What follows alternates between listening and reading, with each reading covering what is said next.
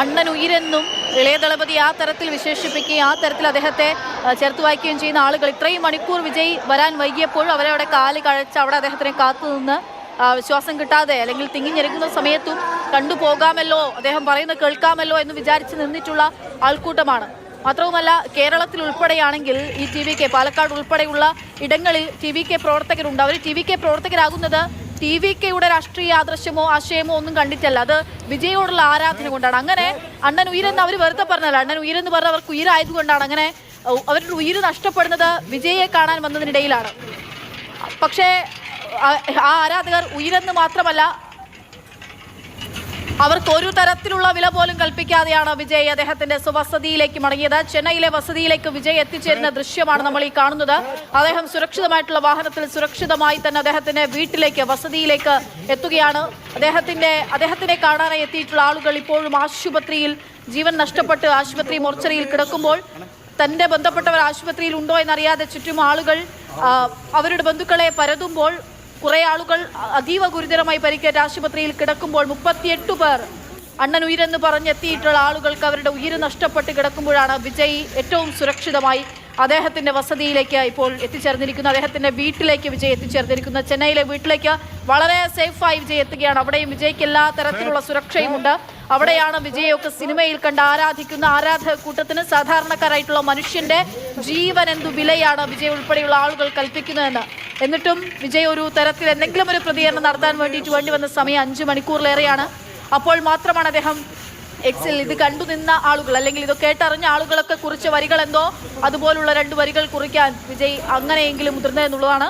എല്ലായിടങ്ങളിൽ നിന്നും ചോദ്യശരങ്ങൾ ഉയർന്നതിന് ശേഷം വിജയ് എന്തുകൊണ്ട് പ്രതികരിക്കുന്നില്ല എന്നുള്ള ചോദ്യം ഉയർന്നതിന് ശേഷം മാത്രമാണ് വിജയുടെ ഭാഗത്ത് നിന്ന് അങ്ങനെ ഒരു പ്രതികരണത്തിനെങ്കിലും വിജയ് മെനക്കെട്ടത്, അല്ലെങ്കിൽ ആ പ്രതികരണത്തിനെങ്കിലും തയ്യാറായത് എന്നുള്ളതാണ്. അപ്പോഴും ഒരു ക്ഷമാപണമോ അല്ലെങ്കിൽ ഈ ഉത്തരവാദിത്വം ഏറ്റെടുക്കലോ അങ്ങനെ ഏതെങ്കിലും തരത്തിലൊരു ജനങ്ങൾക്കൊപ്പം നിൽക്കുന്ന ജനസേവകൻ നടത്തുന്ന പ്രതികരണമോ വാക്കുകളോ ഒന്നും തന്നെ വിജയുടെ ഭാഗത്ത് നിന്നും ഉണ്ടായിട്ടില്ല. വിജയ് വീട്ടിലേക്ക് വിജയുടെ വാഹനം കയറി പോകുന്ന ദൃശ്യങ്ങളാണ് നമ്മൾ ഈ കാണുന്നത്.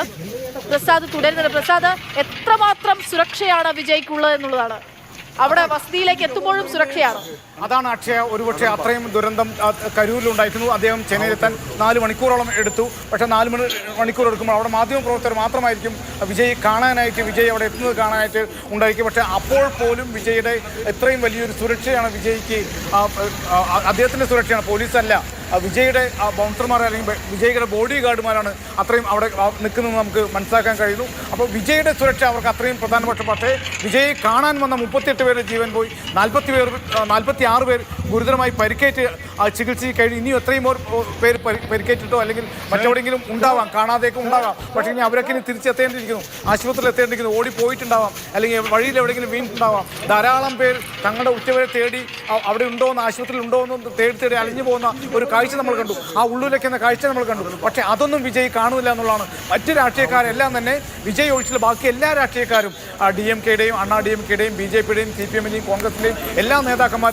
മന്ത്രിമാർ എല്ലാം തന്നെ കരൂരിലേക്ക് തിരിക്കുന്നു. കരൂരിൽ പലരും എത്തിക്കഴിഞ്ഞു. പക്ഷേ വിജയ് ഇപ്പോഴും സ്വന്തം വീട്ടിലേക്ക് എത്തി. അദ്ദേഹത്തിന് എങ്ങനെ ഇന്ന് ഉറങ്ങാൻ കഴിയുമെന്ന് നമുക്ക് പറയാൻ കഴിയില്ല. എന്തായാലും ആ രാഷ്ട്രീയത്തിൽ വിജയനെ കണ്ട് ഇത്രയും ആൾക്കാർ കൂടിയത് വിജയുടെ സിനിമകളിലെ വിജയുടെ നായക പരിവേഷം കൊണ്ടാണ്. അദ്ദേഹം ജനങ്ങളോടുള്ള അനീതിയെ, ഭരണവർഗത്തിൻ്റെ ആയിക്കോട്ടെ മറ്റ് സാമൂഹ്യമായിക്കോട്ടെ അത്തരം അനീതികളെ ചോദ്യം ചെയ്തുകൊണ്ടാണ് അദ്ദേഹം സിനിമകളിലൂടെ തമിഴ് മണ്ണിൽ അല്ലെങ്കിൽ ദക്ഷിണേന്ത്യയിൽ തന്നെ വലിയ തരംഗമായി മാറി. പാലക്കാട് അടക്കം നമുക്കറിയാവുന്ന, അക്ഷയ്ക്കും അറിയാവുന്ന, പാലക്കാട് വലിയ വിജയുടെ ചിത്രങ്ങൾ ഇറങ്ങുന്ന സമയത്ത് വലിയ കട്ടൗട്ടുകൾ പാലാഭിഷേകം നടത്തുകയും അതുപോലെ പെട്ടിയുമായിട്ട് ആനപ്പുറത്ത് കൊണ്ട് തിയേറ്ററിലേക്ക് പോകുന്ന കാഴ്ചയൊക്കെയുണ്ട്. അത്രയും ആരാധകർ കേരളത്തിലടക്കം വിജയിക്കുന്നുണ്ട്. പക്ഷേ ആ ആരാധകരെ എല്ലാം തന്നെ നിരാശപ്പെടുത്തുന്ന, അവർക്കെല്ലാം തന്നെ പുല്ലുവില കൽപ്പിക്കുന്ന ഒരു സമീപനമാണ് ഇന്ന് വിജയ് കൈക്കൊണ്ടതെന്ന് നമുക്ക് പറയേണ്ടിയിരിക്കുന്നു. ഒരുപക്ഷെ വിജയ് ഇന്ന് അവിടെ തന്നെ തങ്ങി കരൂരിൽ തങ്ങി അല്പസമയത്തിന് ശേഷം ആശുപത്രിയിൽ പോയാണെങ്കിൽ ഒരുപക്ഷെ വിജയുടെ ഇമേജ് ഇതാകുമായിരുന്നില്ല.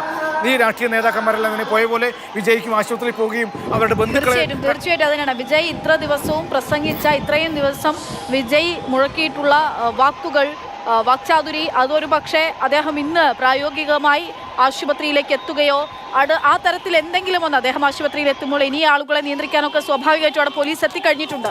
അപ്പോൾ അത് വലിയ പ്രയാസകരമൊന്നും ആകില്ല. അങ്ങനെ എന്തെങ്കിലും ഒരു സ്റ്റെപ്പ് വിജയുടെ ഭാഗത്ത് നിന്നുണ്ടായിട്ടുണ്ടെങ്കിൽ വിജയ് പറയുന്ന രാഷ്ട്രീയം, വിജയ് പറയുന്ന TVK DMK പോരെന്നൊക്കെ പറയുന്ന പോരാട്ടമായിരിക്കും അടുത്ത തവണ എന്നൊക്കെ പറയുന്നത് അക്ഷരാർത്ഥത്തിൽ അതാകാനുള്ള ഒരു വലിയ സാധ്യതയും അവിടെ ഉണ്ടായിരുന്നു. പക്ഷെ അങ്ങനെയല്ല. തനിക്കൊപ്പം എത്തിയിട്ടുള്ള ആളുകളെ, അവരെയെല്ലാം തന്നെ കാണാനായി എത്തിയിട്ടുള്ള ആളുകളുടെ ജീവൻ നഷ്ടപ്പെടുമ്പോഴും അയാളുടെ സ്വന്തം ജീവിതം മാത്രമാണ് നോക്കിയത്.